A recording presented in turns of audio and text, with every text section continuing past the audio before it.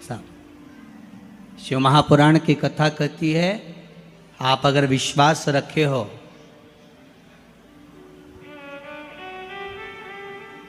सफेद आंकड़े की जड़, जिस नारी का संतान नहीं हो, गर्भ नहीं ठहरा हो, सफेद आंकड़े की जड़, जिस देव अधिदेव महादेव की कथा जिस तुम्बरुका जी ने श्रवण कराई है, शंकर भगवान जिनके सामने बैठकर शिव पुराण की कथा सुन रहे हैं, उन तुम्बरुका जी का नाम लेकर शिवलिंग पे से 21 बार घुमाकर मंदिर में ही कमर पर 7वें दिन रजस्वला धर्म के जो बांध लेता है और एक पीपल का पत्ता अवधूतेश्वर महादेव का नाम लेकर शंकर पर चढ़ाकर उसको गाय के दूध में उकाल कर रात्रि को दोनों पति पत्नी अगर पीकर सोते हैं, 3 महीने में भगवान भोलेनाथ उसकी गोद भर देते हैं। ये शिव तत्व। शंकर देता जरूर है। माता अंजना के यहाँ स्वयं शिव महापुराण की कथा कहती है, स्वयं शास्त्र वर्णन करता है, माता अंजना माता के गर्भ से संतान नहीं हुई। 42 वर्ष की माता अंजना हो गई थी और 42 वर्ष की होने के बाद भी माता अंजना के गर्भ से संतान नहीं थी। जब संतान नहीं हुई तब बार बार निवेदन करा महाराज केसरी से, तब नहीं संतान हुई तब अपने पिता से जाकर निवेदन करा, पिताजी गौतम बाबा से निवेदन करती है माता अंजना कि मेरे गर्भ से संतान नहीं, मुझे औलाद नहीं, क्या करूं? तब गौतम बाबा ने कहा एक पार्थिव शिवलिंग का निर्माण करो, मिट्टी का शिवलिंग बनाओ, उसकी पूजन करो। और माता अंजना उस मिट्टी के शिवलिंग के पूजन में ऐसी लीन हो गई कि मिट्टी का शिवलिंग का निर्माण करती, पूजन करती। एक बार देवाधिदेव महादेव ने कह दिया, जाओ पार्वती जरा जाकर पूछो कि अंजना को चाहिए क्या, अंजना माता को चाहिए क्या। अच्छा, सारे देवताओं को सबसे ज्यादा टेंशन देवाधिदेव महादेव से रहता है, क्योंकि ये बिना सोचे बिना समझे किसको क्या दिया है कोई भरोसा ही नहीं होता। एक बार तो ब्रह्मा जी ने खुद ने कह दिया, साहब हमको तो इस्तीफा दे दो, हमको नौकरी करना ही नहीं बैकुंठ में बिल्कुल भी। तो भगवान विष्णु ने पूछा हुआ क्या? बस प्रभु, राजा श्वेत की अंतिम समय, प्राण छूटने का दिन, उसको यमराज लेने के लिए गए और देवाधिदेव महादेव वहां खड़े हो गए और क्या कहे, लेके मत चले जाना, उसकी अंतिम सांस, और क्या कहे, लेके मत जाना। और मेरा बेटा जब लाने लगा तो उसके प्राणों को हर लिया, यमराज ही मर गया।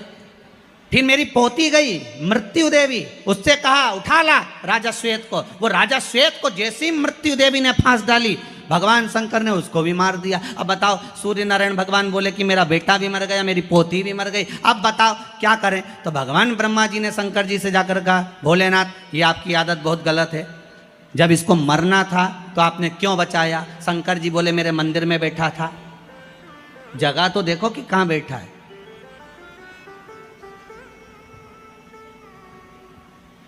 ब्रह्मा जी ने भगवान विष्णु से कहा, हमको ये काम नहीं करना, आप तो हमारा इस्तीफा स्वीकार करो। भगवान विष्णु ने शंकर जी से कहा, भोलेनाथ जी अब इनके बेटे को, सूर्य नारायण के पुत्र को और पोती को जीवित करो। शंकर भगवान करे, एक शर्त पर जीवित करूंगा, जहां मेरा भजन हो रहा हो, जहां मेरी कथा हो रही हो, अगर कोई महामृत्युंजय मंत्र का जाप कर रहा हो, श्री शिवाय नमस्तुभ्यम जप रहा हो, शंकर का पंचाक्षर मंत्र नमः शिवाय जप रहा हो, शंकर जी कहते हैं उस समय पर मृत्यु उसको ना घेरे।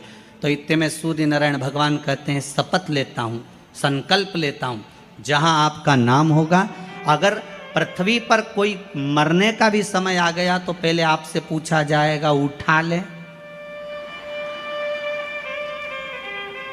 तुम बोलोगे तो बात दूसरी है। शंकर जी बोले हम बताएंगे तो उठाना, हम बोल दें अगर ये शंकर जी का नाम जप रही है और पड़ोसन नहीं जप रही है तो हम इशारा कर देंगे बाजू वाली को उठा ले। तुम टेंशन मत ले रहो, तुम तो शिव जपो। अब क्या सोचना, अब सोचो क्या? इसलिए शिव का धीमा बजाओ भोलानाथ डमरू।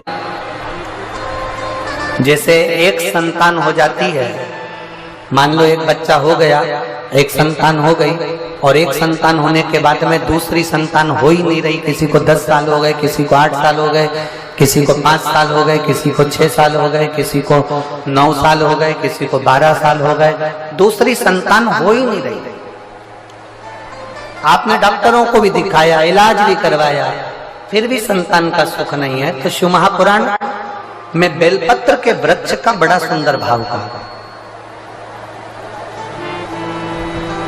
जिसको संतान का सुख नहीं है उसको सफेद आंकड़े की जड़ का प्रयोग करना चाहिए, और जिसके घर में एक संतान हो चुकी है और दूसरी संतान नहीं हो रही है, 8 साल 10 साल 15 साल 20 साल 22 साल हो गए और दूसरी संतान का अगर सुख नहीं है, तो उसके लिए बेलपत्री के वृक्ष के नीचे का एक भाव बड़ा सुंदर कहा गया।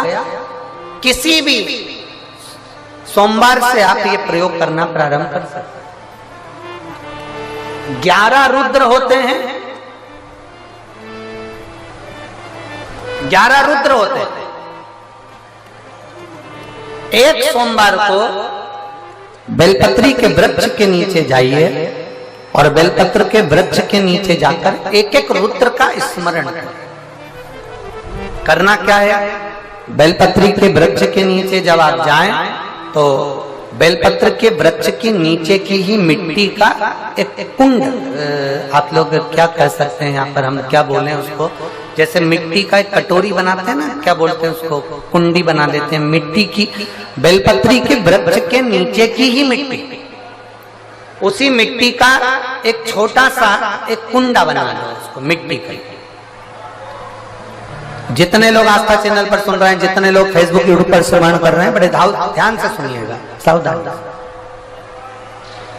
मिट्टी की कुंडी बनाई, उस कुंडी में जल समर्पित कर दिया और जल चढ़ाने के बाद में एक घी का दिया लगाकर वहीं पर थोड़ा सा मीठा, कुछ भी जो आपके पास में हो, घर में जो भी उस समय पर आपके साथ में हो, या तो दूध घर का मीठा हो, जैसे मावे का, खोए का हो या खीर हो, तो वहीं पर एक कटोरी में थोड़ा सा रख दीजिए और उस कुंडी में जो जल चढ़ाया गया है वहां पर उस बेलपत्री के वृक्ष के नीचे भगवान शंकर के 11 जो रुद्र हैं उसमें से एक एक रुद्र का आपको स्मरण करना है। 11 रुद्र का नाम क्या है, तो पहले नंबर पर आता है कपाली, दूसरे नंबर पर आता है पिंडर, तीसरे नंबर पर आता है भीम, चौथे नंबर पर आता है विरूपाक्ष, पांचवें नंबर पर आता है बिलोहित, छठे नंबर पर आता है शास्त्र, सातवें नंबर पर आता है अजपात, आठवें नंबर पर आता है अहिष्णु, और 9वें नंबर पर आता है शंभु, 10वें नंबर पर आता है चंड और 11वें नंबर पर आता है भव।